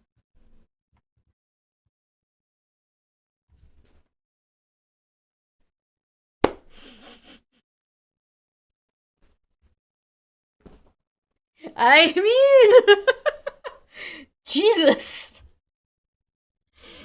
It's time to listen to scientists that have long been warning about the risks posed by climate change. Carney had initially supported the consumer carbon tax as implemented in 2019, but stated in May 2024 Senate committee hearing that the tax had served its purpose up until now. What a concept! The bar is so low of maybe we should listen to scientists, guys. But I do like that he's not saying, again, I'm back to, like, the attitude, right? The attitude that I like is that he's not saying, hey, maybe we're gonna take, maybe let's hear them out. Maybe he's like, no, listen, it's time to do this. Like, stop being idiots. I kind of like the finger wagging that's going on with this. Someone dedicated their life to understanding a topic should be listened to. What a concept. Yeah, I know, right? In January of 2025 interview with Jon Stewart, Carney attributed much of Canada's emissions to the oil industry, which he argued must become cleaner rather than ordinary Canadians changing their lifestyles.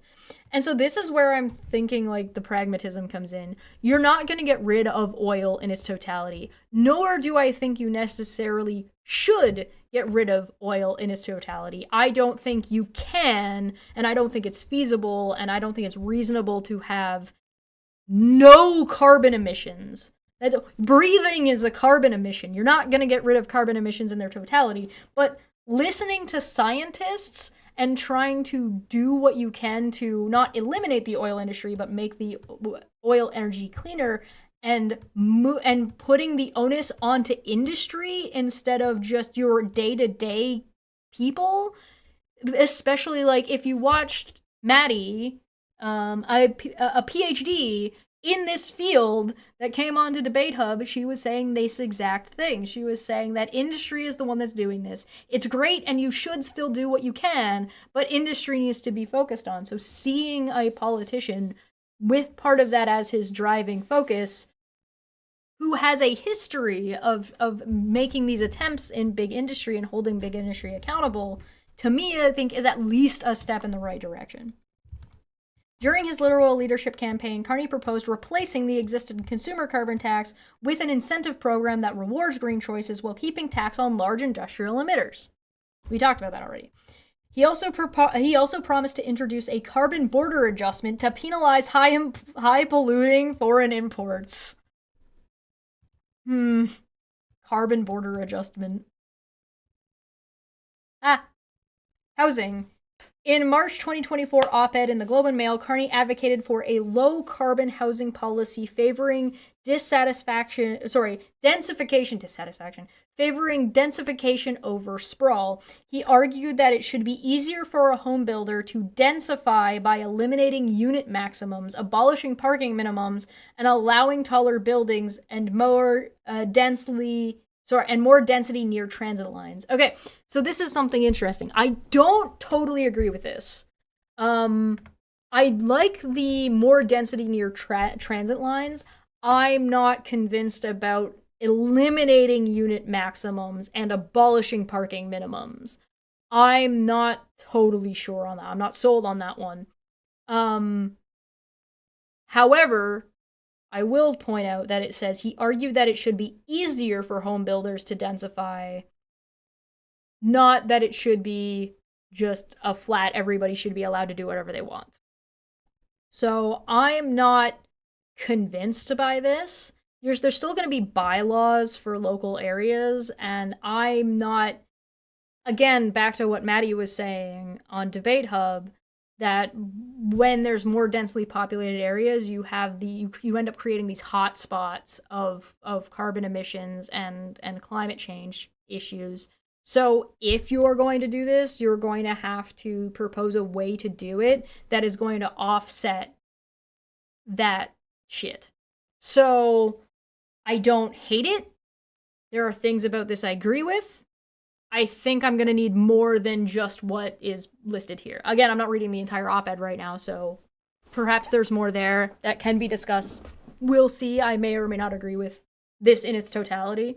But there's a concept of a plan here that I'm all right, tentatively getting on board with. Publications. The title of Carney's Doctor of Philosophy thesis is The Dynamic Advantage of Competition. Carney published the book Values Building a Better World for All in 2021. It was positively reviewed by the National Post and The Guardian and was negatively reviewed from The Times on May 13th, 2025. Carney plans on publishing the book The Hinge, Time to Build an Even Better Canada. And then there's personal life stuff, but I'm not going to go through that right now.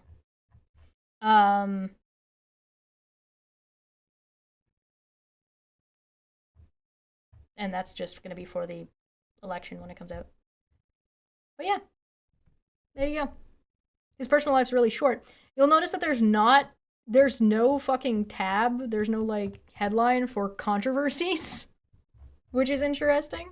But alas, for the record, I have concerns of that carbon taxes and carbon credits are being gamed by forces that value their short-term profits over the environment. Yeah, Tesla comes to mind.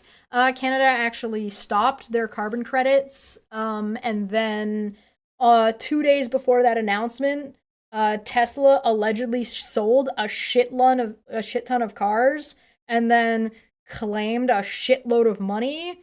And that's being investigated right now by Canada. So, yeah. Yeah, so that's under investigation. So, Elon might be in more trouble in Canada than classically the case. Than he would be otherwise. Tesla stock has gone back up. Let's look at the Tesla stock before we jump on any boards here. So let's take a look at the month. Tesla stock has not gone back up. Tesla stock is currently on the rise. For Tesla stock to have gone back up, it's going to have to at least crack 350. It has gone from I think the lowest I saw was 238 to 235, and so its overall is still down. It's going back up, but again, don't expect that this is going to last, and don't expect that it'll never be back to where it was. If we look at the year, this huge spike in 2024, and then just dip, and then spike, and then dip, and then spike. It is overall on a downward trend. So, don't get too worried about the day-to-day. The lowest it ever was in May of 2024. In this last year. If I want to do 5 years, this is what it looks like. It hasn't, yeah, it still hasn't gone that low. This spike was in 2020. September.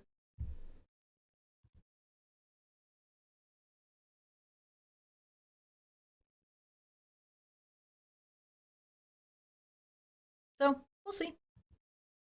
Yeah, there was Trump bump is a good way to put it. And the other issue is keep in mind that Trump having Elon and filming a commercial in the White House is probably illegal, as well as the Commerce Secretary shilling Tesla on Fox News, also probably illegal. So, don't. Again, keeping in mind that we're not in this, you are not seeing the results of the UK, France, Germany, Canada, and like all these other countries, and Australia. Australia has a big impact here.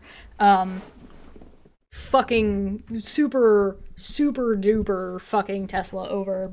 So patience, my good friends. We see members of the US government trying to pump Tesla, holding Tesla into the MAGA cult status badge, perhaps before another dump comes around. Yeah, they're gonna pump and dump it. For sure. This is disregarding that Trump is trying to push a meme coin. The people who currently I'm willing to take the short-term gains. These people are going to buy Teslas, at least their EVs.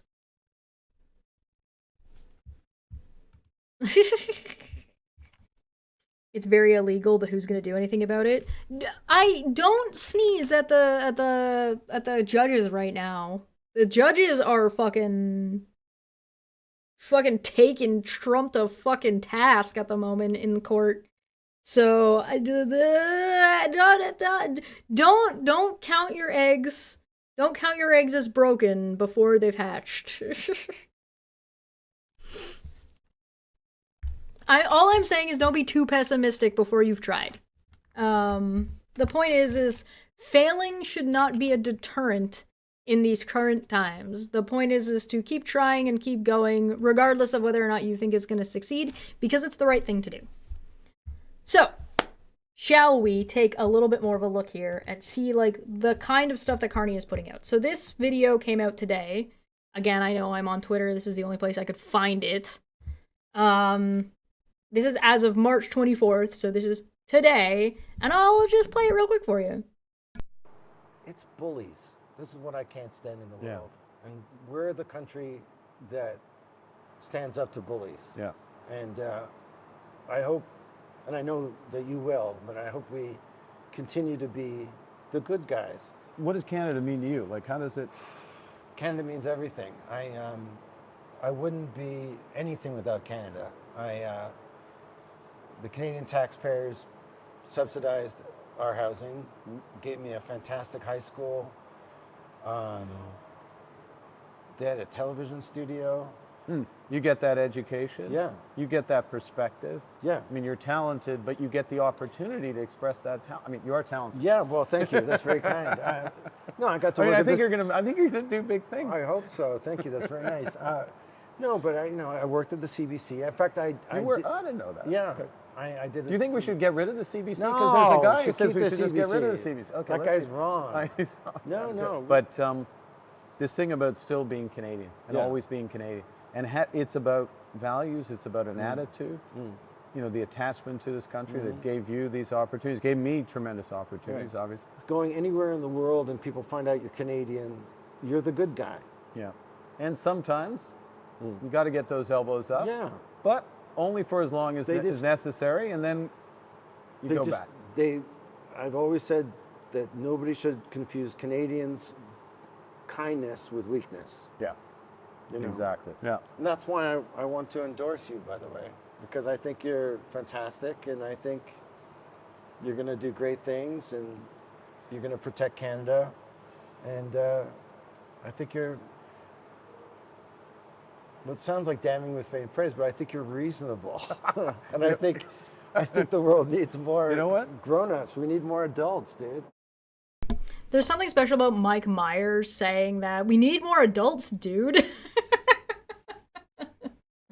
I don't know, something amusing about that to me. This is obviously just like a campaigning endorsement video, so it's gonna be laced with like ideals and selling points, right? But I think it can still provide you with a little bit of a vibe, as opposed to like a lot of the opposing parties, which we'll look at, so you don't have to take my word for it. There's a lot to be said about the campaign tactics being used here, or being used by what party and why they're using those tactics. One of the things you'll notice here is there's like a slight dig at Polyev and the Conservative Party of wanting to get rid of the CBC, but the dig is about the policy, not about the person. Yeah, there's a guy who wants to get rid of the CBC. You think we should do that? No, he's wrong. We shouldn't do that. I agree. I think getting rid of the CBC is a bad idea. It's the same as Trump being mad about PBS and wanting to get rid of fucking Big Bird. Like, absolutely not. We shouldn't be getting rid of that shit. But, alas, there's a comment down in here that I wanted to look at. But this one caught my eye, right? It's this elbows out thing, this elbows up. And I think that there's something, at least in this ad or whatever, political piece, about, hey, listen, we go elbows up, but then we put them back down. And so, like, I like that there doesn't seem to be an intention on the part of Canadians' government to fuck America forever. You know what I mean? It's not at that point yet, and I think that's good. I'm on board with being reasonable about being like, hey, listen, we're doing this, but like we're not here to do this fight forever. We don't want that. Perhaps we need a Project 2029 to repair the damage caused by Project 2025 and undo the harm used by the MAGA cult. We need to start a to-do list, otherwise we will forget things. I think that's a good idea, and I think you need to expand it beyond Project 2025. Keep in mind that Project 2025 was Part 2 Electric Boogaloo, and it was Reagan Part 2 Electric Boogaloo, and it was designed and meant to be similar to Reagan's to-do list. And America never dealt with everything or finished dealing with everything that Reagan did that was so problematic. So I think if you're going to set a to-do list, I think using Project 2025 as a guideline is a good idea, but I think it needs to be more expansive. It needs to go back a little further. Listen, there's a thing going on where like people in America are dreaming of the good old days. And I think that it would be in America's best interest to tap into that and recognize what was it about those days that made it great. Was it the racism? No. Was it the sexism? No. Well, what was it? The economy. It was the economy. And what happened when Reagan came in? Trickle-down economics. If you want the good old days back, the first thing you need to change is you need to set the tax rules backwards. Those tax rates need to be set back to what they were. Start with that, and then build from there. I mean, yeah, there were issues with Nixon as well, but Reagan is very... I think Reagan is a good starting point. They think the good old days was the racism and oppression and the white men in charge. Right. But the thing that actually, being white isn't what made it good. It's the romanticization of the economy at the time of being able to afford and have a house and survive and live comfortably. That's what people want. They tack it onto the racism because the racists are taking advantage of that like longing for the good old days, that idealization. But if you can take that idealization and redirect it rather than just saying, oh, America was never good. Like, it's not going to work. You're not going to convince people that way. And it sucks, and idealistically it'd be great if you could, but you're not going to be able to. So if you were able to help people understand that the value from the good old days came from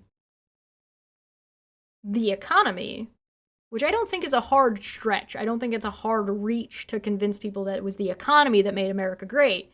And instead of beating people down by being like, well, you're just imagining the good old days as the good old days because you're racist, and instead saying actually what you're thinking of is this, and then driving people that direction.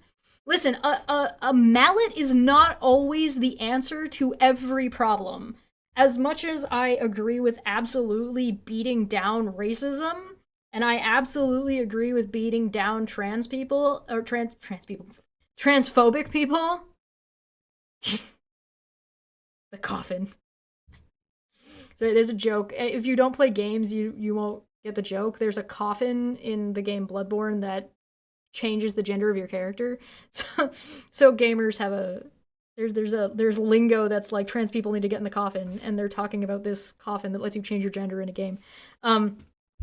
As much as I agree that racism just needs to just be pummeled and bigotry needs to be pummeled everywhere it is, a mallet isn't the only way, and a mallet isn't the only way to destroy bigotry. Sometimes you want a scalpel.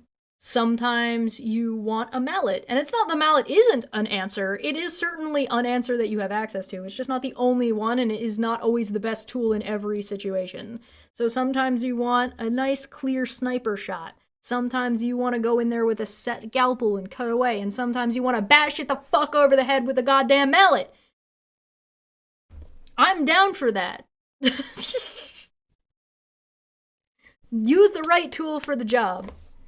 Anyway, so there's this elbows up thing, right? And Christina here says, does elbows up mean that Canadians will have to get violent? That goes against Canadian values of peacekeeping. See Canada's history and world wars for understanding of what happens if you cross Canadians. You cannot keep peace without being able to stand up for it. This right here, Christina, they are putting up is the paradox of tolerance. You cannot tolerate intolerance, therefore you are intolerant. You have to be intolerant of intolerance.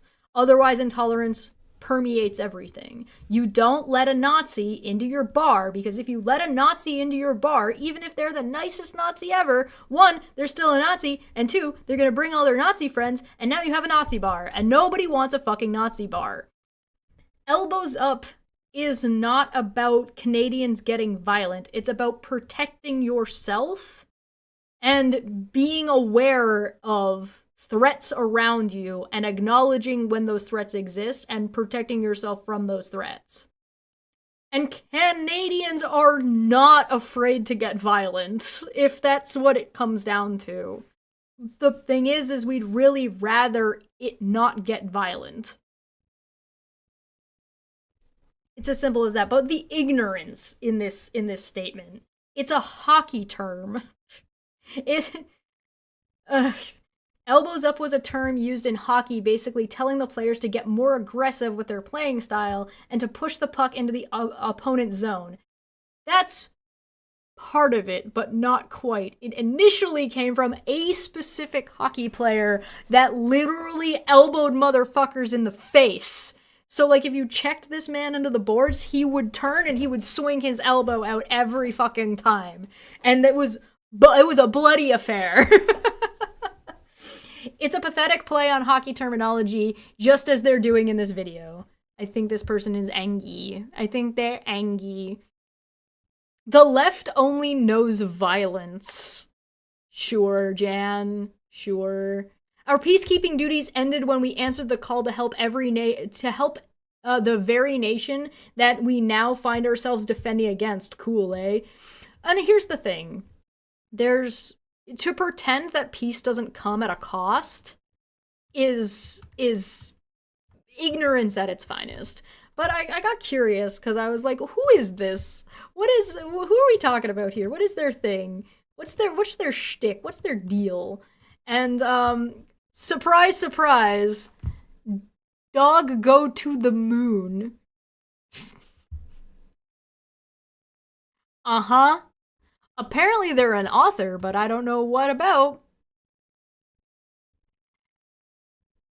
GM excited to share my new Bitcoin, kids.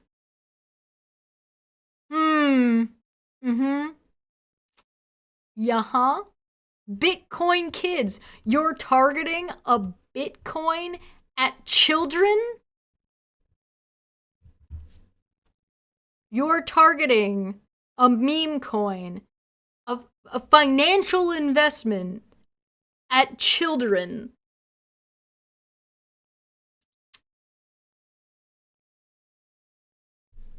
Mm-hmm. Okay.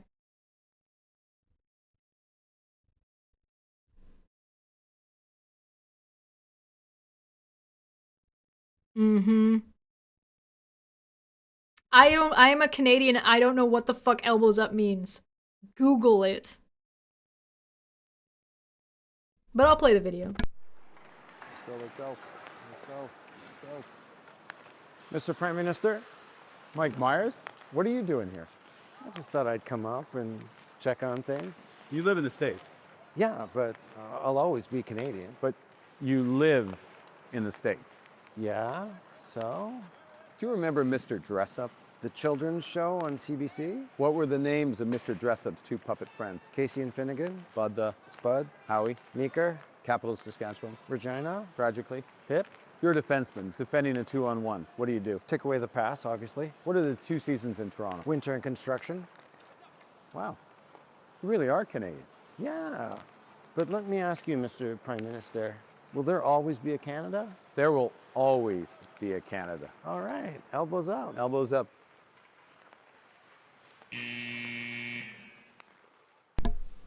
If you don't know what elbows up means, you can just Google it. I'm not even Canadian. I know what elbows up means. Yeah, it's a pretty obvious. It's like gloves off. Like it's a pretty obvious fucking euphemism for what it means. It's a pretty obvious play on words, right? I'll go through what elbows up is and like the story in the future, but like kawaii morning, kawaii angels. Who wants a custom kawaii angel? What the fuck? The fuck is this shit? I am based. Jesus saves, I spend. 2009 based angels, based culture, and multi-chain alpha join the movement. Based angels. Like, what the fuck am I looking at? Is this person 12? They have a Discord. What the fuck?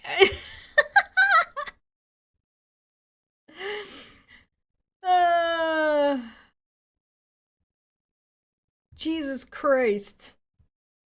Like, what the fuck are you Google it then.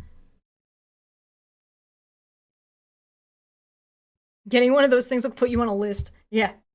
Yeah. But let's take a look. This is, somebody had asked Carney why he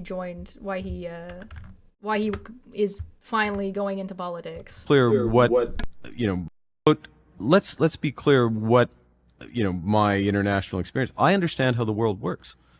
You know, I know other world leaders. I know people and understand. I know people who run some of the world's largest companies and understand how they work. I know how financial institutions work. I know how markets work. I know the good and bad of that. I've experienced it. I've had to, in some of my roles, discipline the financial system, discipline with others, the world's largest banks, the Wall Street banks in America after the crisis. So I understand how the world works. I'm trying to apply that to the benefit of Canada. You know, so I'm not going to run away from the fact that I understand how things work. And actually, one of the things that has drawn me more into politics right now is that we have an opposition who's leading in the polls, who doesn't understand the economy, doesn't understand where the world's going, doesn't understand what's necessary to build this economy for Canadians, who thinks it's a series of simplistic slogans. There's nothing behind those slogans. There's nothing behind those slogans. The fact that the reason Carney decided to join politics is because the Conservative Party is incompetent, and because they were leading in the polls, were going to and would drive Canada into the fucking ground, is fucking a trip. That's a fucking trip. I have one more thing to show you. I don't think we're going to go through the whole thing because we are at the 2-hour mark now, but I have something that I just want to briefly show you.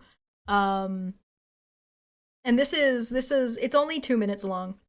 So, no, maybe we will go through the whole thing. It should be fine. It should be fine, right? That'll be fine.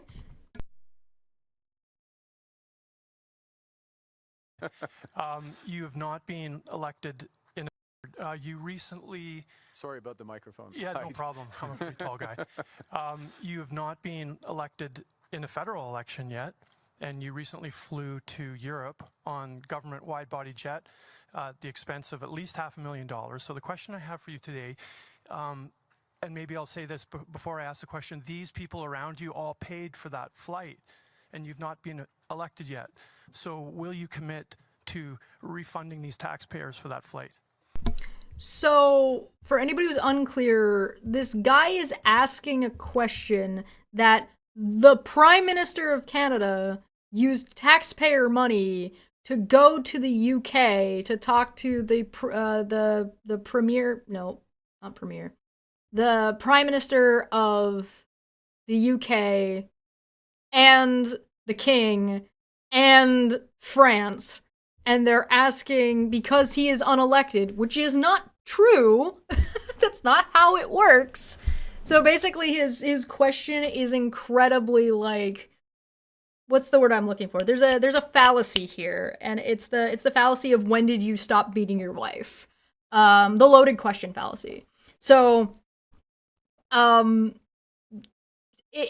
only is he been elected by the Liberal Party, which are made up of, the people that live in Canada, and they have ridings and the whole shebang. Why would he? What are you talking about? Like, this, what the fuck? Well, it's an interesting question, way of framing it. Look, and I'm going to go back to, I'm going to allude to the question that was asked previously by Mr. Staples from the Journal, and the situation that we're in as a country. Which is we are in an economic crisis that's brought on, sorry, I'm going to answer the question, brought on by the tariffs that have been put on Canada, actual and prospective.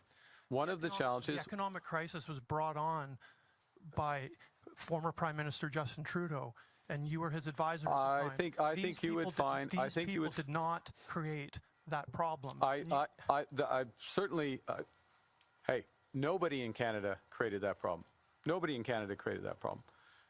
The U.S. government has decided to put tariffs on all of its closest allies. All of its closest allies. I wouldn't for a moment suggest that anyone in Canada is the cause of this. What our responsibility is to take action to react to a different world that we're in. And part of the way we do that is we build out new partnerships, new opportunities, including... Guys, it's Justin Trudeau's fault that Donald Trump is insane, guys. I love how he responds like a disappointed grandfather. He does! One of the things that you'll notice if you watch Carney's things, when he's asked questions, he almost always answers with, look. Look, this is what we're gonna do. Like, when he's gonna go into a thing, he's like, look. He starts with look so often. It's hilarious. Including opportunities, and I'm going to give you a specific one, and then I don't know if you have one more follow-up, but I'll give you a specific example. It goes to my previous answer, something I also discussed with the Premier this morning, which is Canada has made... The Premier that he's referring to is the Alberta Premier, Danielle Smith, who we will talk about, but not today. Many advantages, and one of them is in critical metals and minerals. One of the issues is how are we going to develop the trade routes and the trade corridors rapidly in order to export those critical metals and minerals? That is a really good answer, because it's a matter of, like, how are we going to do this? Are we going to do this via pipeline? Are we going to build rail systems? How are we going to move these things around quickly? Because they are physical things that have to be moved. So it's an interesting thing. There's a whole this was a whole interview, which I believe I have, which I think I recorded, what we can look at, but we're not going to cover that today because, again, like I said, it's these. Keep in mind, and people who aren't from Canada might not know this, and actually people in Canada might not know this. It looks as if you say you petulant duck. Yeah, he's very, like, he's not condescending, but he's like, I'm about to give you such a thorough answer that you are not going to understand. Like, I'm going to give you a very serious, very straightforward, expansive answer to your petulant question. But one of the things that people need to understand about Canada and its radio and broadcast is a lot of it is conservative owned. A lot of it. Chorus Entertainment, for example. I think it's CBC is also conservative, but I can't remember if it's CTV. I can't remember which one it is. One of the other major ones is conservative owned. And so there's a context to where you're going to get these questions from that are they're all going to be very conservative. I hope to see that change. I would like to see that be brought into effect one way or another, like through our broadcasting regulations. Yeah, even CBC is slightly right. Yeah, so it was CBC. Yeah, there's a financial incentive for a lot of our media in Canada that is right leaning. And that's not to say it's all extremist right leaning. It is just to simply say that it is right. Which is weird because they hate Poilievre. Yeah, well, the Conservative Party hates Poilievre. Everybody hates Poilievre, and I don't know why they just let him be there. The coalition of the I've said this before and I'll say it again. The coalition of the Conservative Party is the only reason the Conservative Party has been allowed to exist as a party at all since Harper.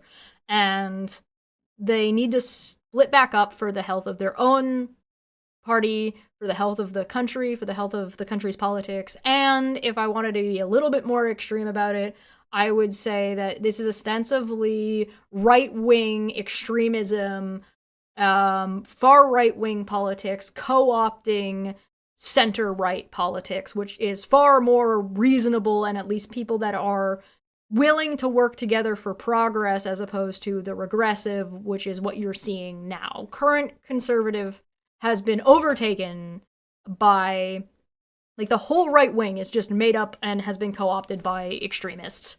And it's not good. And it's and the conservatives need to grow a backbone and stop letting the right-wing extremists just ass blast them all the way to the fucking fascistville.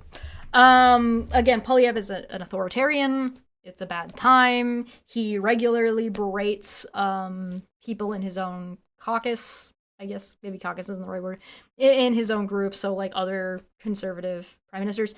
And realistically, the only way I see Canada making real progress is a twofold thing happening. Is one, the Liberal Party getting a majority this election, and then the Conservative Party being kicked out of the opposition by the NDP in the next one.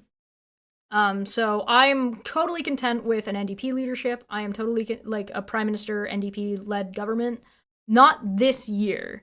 I think the Liberal Party needs to win the majority, and then I would like to see the NDP take the opposition. I don't think the NDP is going to get the opposition this year. That's fine. But until the Conservative Party roots out and shoves the extreme right back to the extreme right where it belongs, the Conservative Party ought not even get the minority government. They ought not be the opposition because they are dragging everybody down. And that doesn't mean that I hate every idea that that conservatives have. It's not about that. It's that the fascist extremist politics need to, and the conservatives need to do that. They're the ones that have to do that.